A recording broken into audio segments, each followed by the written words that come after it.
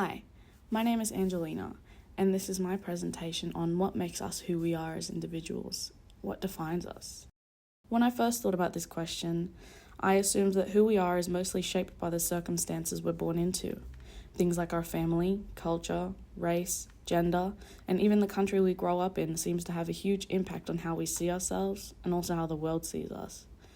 At first, I believe these external factors defined us, especially in our early years, because they influenced so much of how we experienced life. After learning more through class discussions and personal reflection, my perspective has definitely shifted. Like many big philosophical questions, the answer isn't black and white, it's a bit of both.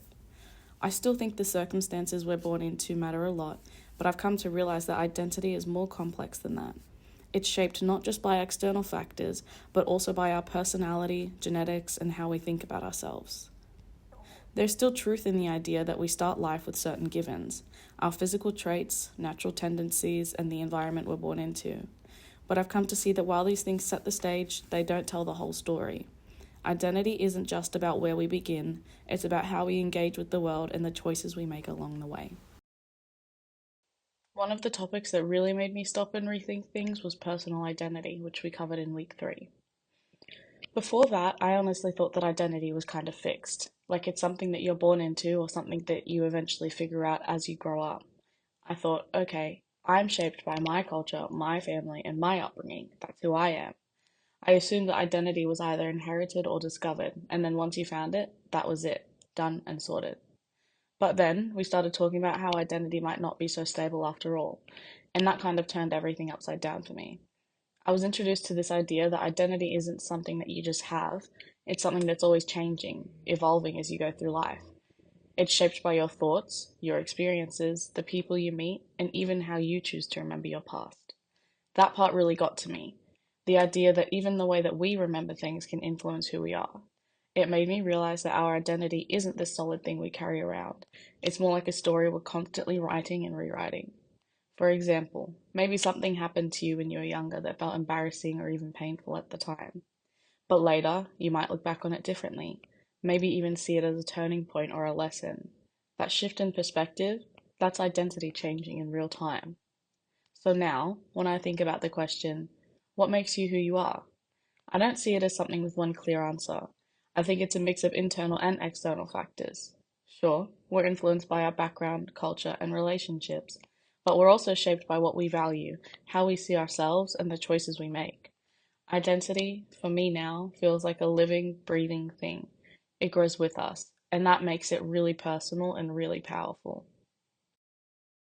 Another topic that impacted my view on identity was the discussion about free will and determinism happening in week 4. This one made me ask a pretty big question. Do we really get to decide who we become, or are we just following a path that was already set for us? At first, I leaned more towards determinism. It made sense that a lot of who we are comes from things we didn't choose, our family, our environment, even our biology. Like if you grew up in a strict household or had certain experiences early on, those things shape how you see the world and how you act. So I thought maybe we don't have as much control as we think we do. Maybe we're just reacting to everything that's already been programmed into us. But then we started looking at libertarianism, this idea that we have true free will, that we're not just stuck, but we actually have the ability to make real and meaningful choices. That was empowering. It made me think, wait, maybe I can choose who I want to be no matter where I started.